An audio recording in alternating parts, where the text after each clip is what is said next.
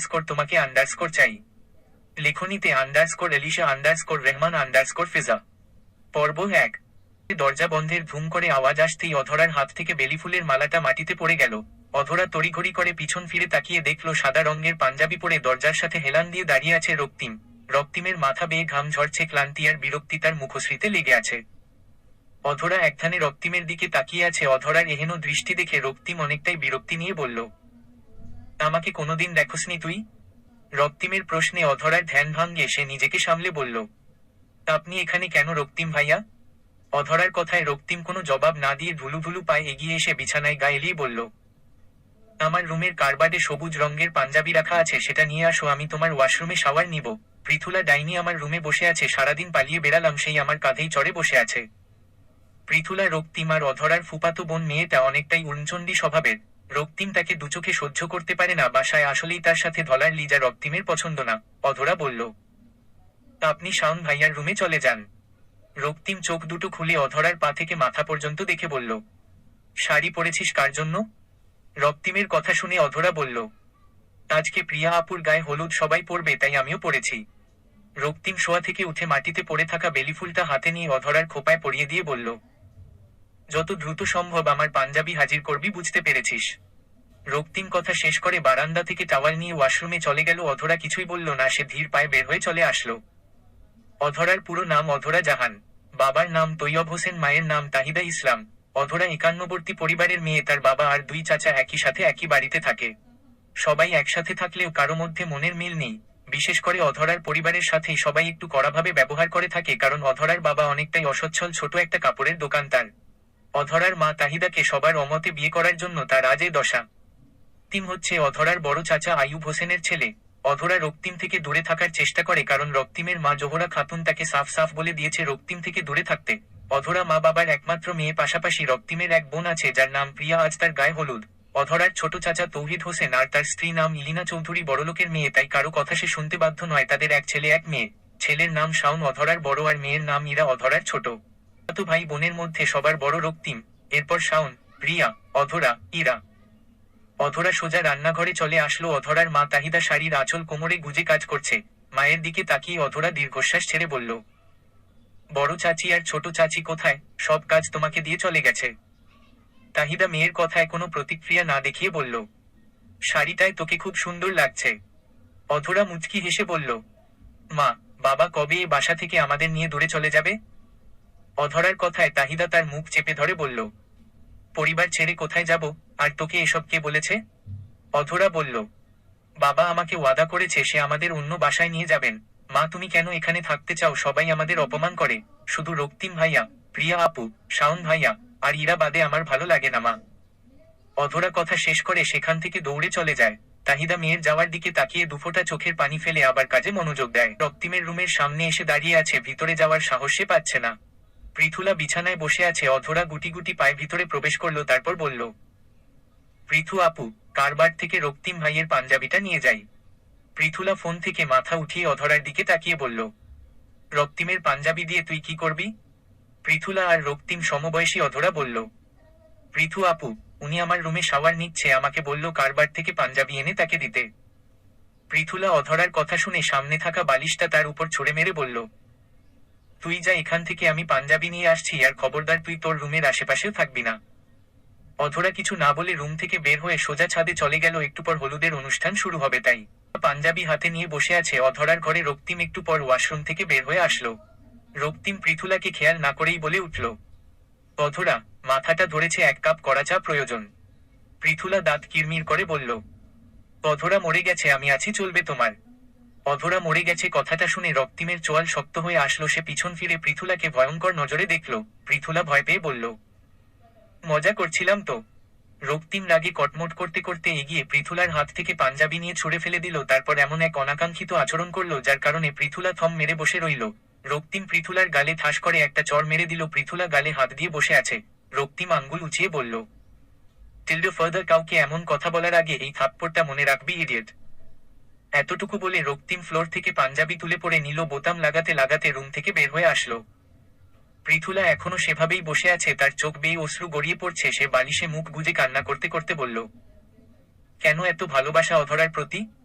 অধরা ছাদে শাওনের পাশে দাঁড়িয়ে আছে। ইরা এখন পর্যন্ত 1000 পোজে ছবি তুলে ফেলেছে। শাওন তাতে বিরক্ত হয়ে বলল, এক ঢঙ্গি কম ছিল যে এখন আরেক ঢঙ্গি জন্ম নিল। অধরা ভ্রুকুচকে বলল, কার কথা বলছো? শাওন বলল, কার আবার? আমাদের ডাইনি পৃথুলা আপাজান কোথায়? দেখা তো যাচ্ছে না তাকে। ইরা রেগে বলল, খবরদার, আমাকে পৃথুলা আপুর সাথে তুলনা করেছে তো তোমার চুল গায়েব করে দেব। শাওন বলল, ওরে বাবা, ভয় পেয়েছি, দূর হ আমার সামনে থেকে। আপন বোন বলে জানে মারছি না, ফাউল কোথাকার। ইরা অধরার সামনে এসে বলল, দেখেছো আপু আমায় কি বলল তোমার ভাই? রক্তিম ভাই আসুক তারপর দেখাচ্ছি। অধরা বলল, দুজনই চুপ থাকো, সব মেহমানরা আসতে শুরু করে দিয়েছি, তোমরা এভাবে ঝগড়া করো না। তখনই পিছন থেকে একজন বলল, অধরা মামুনি যে কেমন আছো? অধরা পিছন ফিরে দেখল পাশের বাসার আন্টি। অধরা হাসি মুখ করে বলল, জি ভালে, আপনি কেমন আছেন? আন্টিটা বললেন, ভালোই আছি, তা তোমাকে তো বেশ সুন্দর লাগছে। অধরা মুচকি হেসে বলল, ধন্যবাদ। আন্টি কিছু বলতে নিবে তার আগেই রক্তিম এসে হাজির হলো। রক্তিম এসেই অধরাকে বলল, অধরা, প্রিয়া এসে পড়েছে, তাড়াতাড়ি ওকে নিয়ে স্টেজে চলে আয়। অধরার 1 সেকেন্ডও দেরি না করে দৌড়ে নিচে এসে প্রিয়ার রুমে চলে গেল। সেখানে গিয়ে দেখল রঙের শাড়িতে একদম হলুদ পরি লাগছে, কাঁচা ফুলের গহনায় তার সৌন্দর্যটাকে আরো বাড়িয়ে তুলেছে। অধরা প্রিয়ার পাশে দাঁড়াতেই প্রিয়া বলল, কেমন লাগছে আমাকে? অধরা বলল, বেশ সুন্দর, তোমাকে যদি একবার রায়হান ভাইয়া এই লুকে দেখে না তাহলে একদম শেষ। প্রিয়া বলল, রায়হানকে পাঠিয়েছি, ছবি দেখ কি রিপ্লাই আসে। অধরা বলল, আপু তাদের পক্ষ থেকে কেউ আজ আসবে না? প্রিয়া গহনা ঠিক করতে করতে বলল, রায়হানের ছোট ভাই রাহাত আসবে। অধরা বলল, আপু চলো, তোমাকে স্টেজে নিয়ে যেতে বলেছে। তখনই ঘরে প্রবেশ করলো প্রিয়ার মা জোহরা খাতুন। সে অধরার দিকে একবার তাকিয়ে হাতে থাকা বক্সটা খুলে প্রিয়ার জন্য একটা গলার নেকলেস বের করে তাকে পরিয়ে দিল। প্রিয়া মাকে জড়িয়ে ধরে বলল, মা এটা অনেক সুন্দর, ধন্যবাদ। জোহরা খাতুন মেয়ের মাথায় হাত বুলিয়ে বলল, তোকে অনেক সুন্দর লাগছে। তোর বাবা কাজে ব্যস্ত তাই সে আসতে পারেনি। প্রিয়া বলল, কোনো সমস্যা নেই। জোহরা খাতুন অধরার দিকে তাকিয়ে বললেন, প্রিয়া স্টেজে দিয়ে তুই রান্নাঘরে আসবি, একটু কাজ আছে। অধরা মাথা দুলিয়ে প্রিয়াকে নিয়ে ছাদে চলে গেল। প্রিয়ার আগমনে সবাই হই হুল্লোড় শুরু করে দিল। ক্যামেরাম্যান প্রিয়াকে নিয়ে ব্যস্ত হয়ে পড়ল। অধরা প্রিয়াকে স্টেজে বসিয়ে দিয়ে সে নিচে চলে আসলো। রান্নাঘরে গিয়ে দাঁড়াতেই জোহরা খাতুন বললেন, শোন, তোর মা অন্য কাজে ব্যস্ত, তুই এসব ফল কেটে প্লেটে সাজিয়ে রাখবি, আর শোন, সুন্দর করে কাজ করবি, প্রিয়ার দেবর আসবে, এসব ওর সামনে দিতে হবে। অধরার মনটা খারাপ হয়ে গেল। সবাই ছাদে কত মজা করছে আর সে এখানে কাজ করতে থাকবে, কিন্তু বড় চাচিকে সে মানা করতে পারবে না, তাই শাড়ির আঁচল কোমরে গুজে কাজে লেগে গেল। জোহরা খাতুন নিজ কাজে চলে আসলো। রক্তিম ছাদে দাঁড়িয়ে সবকিছুর পর্যবেক্ষণ করছে। বোনের বিয়ে দেখে ভাই এত ব্যস্ত, সাথে রয়েছে অধরার বাবা তৈয়ব হোসেন, সে সব কাজেই অংশগ্রহণ করছে। রক্তিম আশেপাশে তাকিয়ে অধরাকে খোঁজার চেষ্টা করছে। তৈয়ব হোসেন রক্তিমের দিকে তাকিয়ে বলল, কি হয়েছে বাবা, কাউকে খুঁজছিস? রক্তিম বলল, না চাচা, আসলে আমি একটু নিচ থেকে আসছি, আপনি একটু খেয়াল রাখেন। তৈয়ব হোসেন মুখের হাসিটা চওড়া করে বললেন, অবশ্যই বাবা। রক্তিম মুচকি হেসে নিচে নেমে এদিক সেদিকে অধরাকে খুঁজতে লাগলো। সে রান্নাঘরে গিয়ে দেখলো অধরা কাজে ব্যস্ত। রক্তিমের মাথাটা গরম হয়ে গেল। যেখানে সবাই মজা করতে ব্যস্ত সেখানে মেয়েটাকে কাজে আটকে রেখেছে। রক্তিম অধরার কাছে গিয়ে তার হাত ধরে টান মারতেই চাকু দিয়ে অধরার হাত কেটে গেল। অধরা ব্যথার যন্ত্রণায় আহহ করে উঠল। রক্তিম অধরার হাতের দিকে তাকাতেই দেখতে পেল অধরার হাত থেকে গলগল করে রক্ত ঝরছে। তা দেখে রক্তিম তার পাঞ্জাবির পকেট থেকে রুমাল বের করে অধরার হাতে চেপে ধরল। অধরার হাত ধরে রক্তিম নিজ রুমে নিয়ে গিয়ে বিছানায় বসিয়ে দিয়ে ফার্স্ট এড বক্স এনে হাতে ব্যান্ডেজ করতে লাগলো। অধরা বলল, আপনি উপরে চলে যান, আমি করে নিতে পারবো। বড় চাচি দেখলে বকা দিবে, আমার কাজ বাকি আছে। অধরার কথা শুনে রক্তিম চোখ বড় করে তার দিকে তাকিয়ে বলল, চুপ করে বসে থাকবি, না হলে থাপ্পড়টা তোর গালে পড়বে। অধরা চুপ হয়ে বসে রইল। রক্তিম তার কাজ শেষ করে বলল, সোজা ছাদে চলে যাবি, আমি মায়ের সাথে কথা বলে নিবনে। অধরা কিছু বলতে যাবে তার আগেই রক্তিম বলল, 5 সেকেন্ডের মধ্যে আমার সামনে থেকে চলে যাবি। অধরা আর অপেক্ষা না করে সোজা রুম থেকে বের হয়ে আসলো। হলুদ ছোঁয়াতে ব্যস্ত অধরা এক সাইডে দাঁড়িয়ে আছে। শাওন এসে অধরাকে বলল, তোর হাত কিভাবে কাটলো? অধরা বলল, ফল কাটতে গিয়ে কেটে গেছে। শাওন বলল, প্রিয়ার দেবর চলে এসেছে, তুই দেখা করেছিস? অধরা বলল, না তো। আচ্ছা ফুপি কোথায়, তাকে তো দেখছি না। শাওন বলল, ওই মহিলার কথা বলিস না, কোনো জায়গায় দাঁড়িয়ে হয়তো তার গহনার হিসাব করছে। অধরা বলল, আচ্ছা তার সাথে দেখা করে আসি, না হলে কথা শুনতে হবে। শাওন বলল, যা বইন, তুই মহান দেবী। অধরা আশেপাশে তাকিয়ে দেখল তার ফুপি কোকিয়া হোসেন একজনের সাথে দাঁড়িয়ে কথা বলছে। অধরা তার পাশে দাঁড়িয়ে বলল, ফুপি কেমন আছো? কোকিয়া হোসেন অধরার দিকে তাকিয়ে মুখ বাঁকিয়ে বলল, ফুপির কথা আজ মনে পড়েছে, এতক্ষণ ধরে এসেছি, কেউ তো এসে একদণ্ড কথাও বলনি। অধরা বলল, ভুল হয়ে গেছে ফুপি। কোকিয়া হোসেন বলল, পৃথুলা কোথায়? অধরা বলল, স্টেজে প্রিয়া আপুর পাশে। তখনই ইরা এসে অধরার হাত ধরে টেনে নিয়ে যায় স্টেজে, সেখানে রক্তিমও আছে। সবাই একসাথে দাঁড়িয়ে ছবি তুলছে। ইরা অধরাকে রক্তিমের পাশে দাঁড় করিয়ে দিল। তা দেখে পৃথুলার রাগটা বেড়ে গেল। শাওন আগুনে ঘি ঢেলে বলল, অধরা আর রক্তিম ভাইয়াকে মানিয়েছে কি বলিস ইরা? ইরা বলল, ধুর রাখো তোমার কথা, আমার ছবির পোজ নষ্ট হচ্ছে। পৃথুলা রেগে গিয়ে স্টেজ থেকে নেমে গেল। রক্তিম অধরা একসাথে দাঁড়িয়ে ছবি তুলছে। প্রিয়াকে হলুদ ছুঁয়ে স্টেজ থেকে নামতে নিবে। প্রিয়া অধরার হাত ধরে তার গালে হলুদ দিয়ে বলল, তোর বিয়েটা যাতে তাড়াতাড়ি হয়ে যায়। অধরা মুচকি হেসে স্টেজ থেকে নেমে পড়ল। তখনই কেউ বলে উঠল, অধরা, তোমাকে অনেক সুন্দর লাগছে। অধরা পিছন ফিরে দেখল। অধরা পিছন ফিরে দেখতে পায় রাহাত দাঁড়িয়ে আছে, মুখে তার বিশ্রী হাসি। অধরা নিজেকে সামলে বলল, কেমন আছেন রাহাত? রাহাত বাঁকা হেসে বলল, এতক্ষণ খারাপ ছিলাম, তোমাকে দেখে মনটা ভালো হয়ে গেছে। রাহাতের কথা শুনে অধরার গা জ্বলে গেল, রাগে মাথা ব্যথা শুরু হয়ে গেল। রাহাত এগিয়ে এসে অধরার কাছাকাছি দাঁড়িয়ে বলল, শাড়িতে তোমাকে অনেক সুন্দর লাগছে, আমার জন্য রোজ শাড়ি পরবে। রাহাতের কথা শেষ হতেই রক্তিম সেখানে উপস্থিত হলো। রক্তিমকে দেখে রাহাত পিছিয়ে গেল। রক্তিম অধরার হাত শক্ত করে ধরে বলল, এখানে কি করছিস? চাচি তোকে খুঁজছে, যা এখনই নিচে। অধরা আর এক মুহূর্ত দেরি না করে সেখান থেকে নিচে নেমে যায়। রাহাত অধরার যাওয়ার দিকে তাকিয়ে বাঁকা হেসে রক্তিমের দিকে তাকিয়ে বলল, কেমন আছেন আপনি? রক্তিম বলল, এতক্ষণ ভালো ছিলাম, তোমাকে দেখে মুডটা নষ্ট হয়ে গেছে। এতটুকু বলে রক্তিম সেখান থেকে চলে আসে। রাহাত রক্তিমের যাওয়ার দিকে রাগী চোখে তাকিয়ে থাকে। অধরা নিচে নামতেই ইরা তাকে ধরে বলে, আপু আমরা সবাই মেহেদি লাগাবো, একটু পরই হলুদের অনুষ্ঠান শেষ হয়ে যাবে। অধরা বলল, তাহলে ফ্রেশ হয়ে সবাই হলরুমে একসাথে বসে মেহেদি লাগাবো। ইরা বলল, ঠিক বলেছ। অধরা আর ইরা নিজ নিজ রুমে চলে গেল। অধরা ফ্রেশ হয়ে সোজা মায়ের ঘরে আসতেই দেখতে পেল তাহিদা ইসলাম নিজের পা মালিশ করছে। অধরা রুমের ভিতরে ঢুকে মায়ের পা মালিশ করতে লাগলো। তাহিদা ইসলাম মেয়ের কাণ্ডে অবাক হয়ে বলল, তুই এখানে কি করছিস? সবার সাথে মেহেদি লাগাতে বসে পড়। অধরা বলল, পা ব্যথা করছিল তো, আমাকে কেন ডাকনি? তাহিদা ইসলাম বললেন, আমার ব্যথা কমে গেছে, তুই যা, ইরা তোর জন্য অপেক্ষা করছে। অধরা বলল, আমি যাব কিন্তু পরে। অধরা মায়ের পা মালিশ করে দিয়ে হাত ধুয়ে বাহিরে চলে আসলো। সব মেয়েদের সাথে হলরুমে বসে মেহেদি লাগাতে শুরু করলো। প্রিয়ার জন্য মেহেদি ডিজাইনার এক রাতের জন্য ডেকে আনা হয়েছে। বউয়ের জন্য সবকিছু বেস্ট হতে হবে। প্রিয়া অধরার হাত ধরে বলল, তুই কিন্তু খালি হাতে থাকবি না, আমার মেহেদি দেওয়া শেষ হলে তুইও মেহেদি দিবি। অধরা বলল, আমি তো নিজেরটা নিজেই দিতে পারবো। প্রিয়া বলল, বেশি কথা বলবি না, বুঝেছিস? তখনই পৃথুলা এসে হাজির হলো। সে এসেই মেহেদি ডিজাইনারকে বলতে লাগলো, বউয়েরটা শেষ হলে আমাকে দিয়ে দিবেন, টাকার টেনশন করবেন না। প্রিয়া বলল, আপু তুমি টাকার কথা বলছো কেন? যার যার ওনার কাছ থেকে মেহেদি দিতে মন চাইবে সে দিতে পারবে। পৃথুলা বলল, প্রিয়া চুপচাপ মেহেদি দাও, এত কথা বলো না তো। আর অধরা এক কাপ চা নিয়ে আসো, মাথাটা ধরেছে। অধরা চা আনার জন্য উঠে দাঁড়াতেই ইরা তার কানে বিড়বিড় করে বলল, চিনির বদলে লবণ দিবে চাতে, তাহলে বুঝবে কত মজা লাগে। অধরা বলল, এসব কি বলছো, চুপ থাক।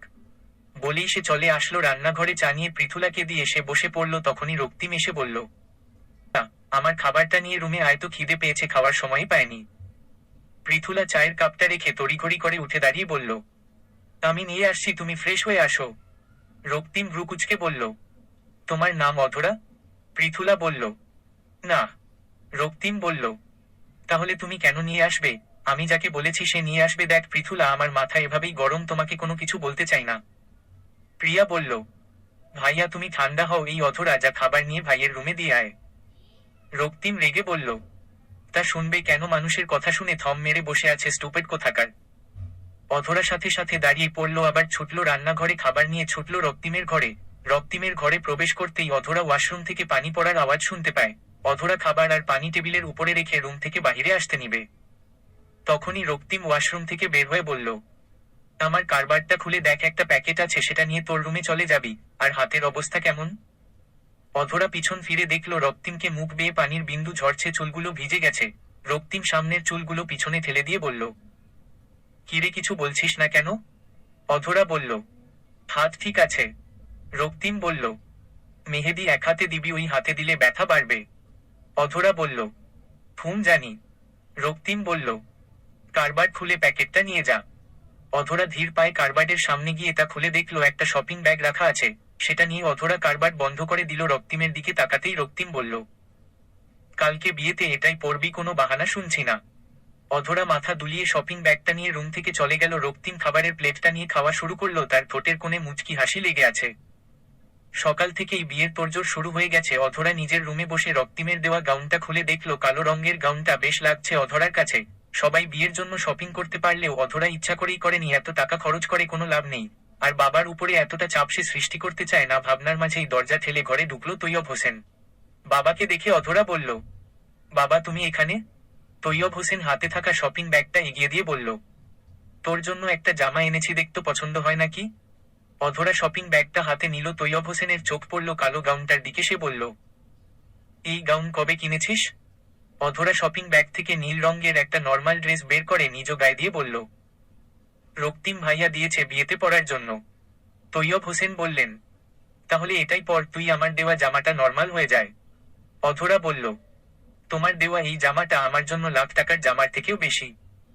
তৈয়ব হোসেন বলল, তাও ইরা তো অনেক ভালো জামা পরবে, আর তুই? অধরা তৈয়ব হোসেনের কথা শেষ করতে দিল না, তার আগেই বলল, তো কি হয়েছে, তোমার অনেক কাজ আছে নিশ্চয়ই, তুমি কাজে যাও। তৈয়ব হোসেন হালকা হেসে মেয়ের মাথায় হাত বুলিয়ে চলে গেলেন।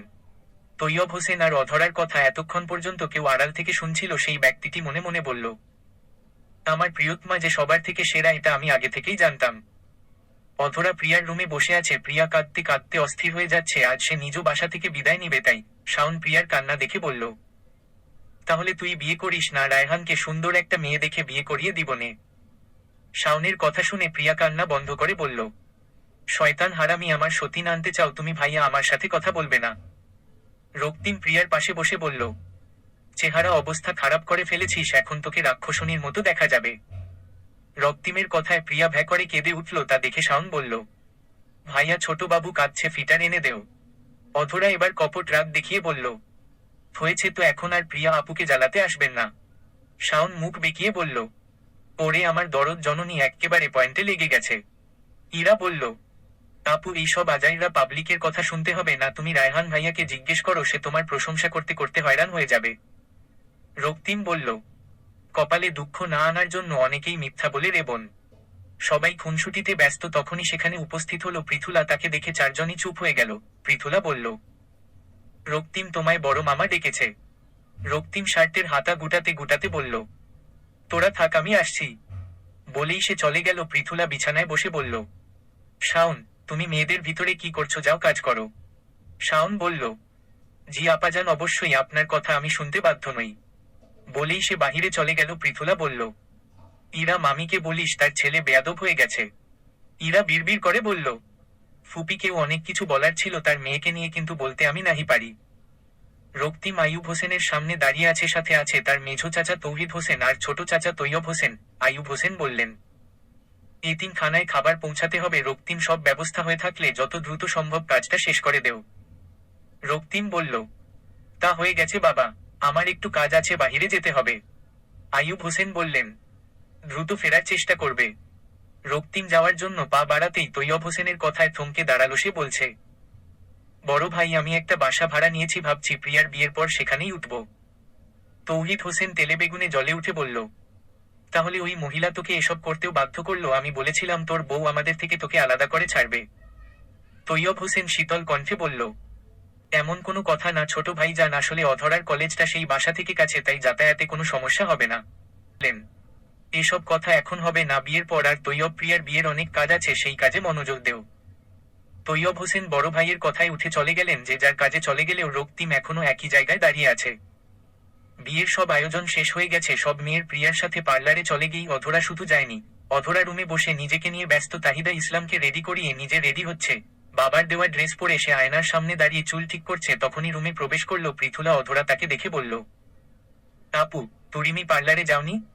পৃথুলা বলল, আজ তুই যা যা দিয়ে সাজবি তা দিয়েই আমি সাজব।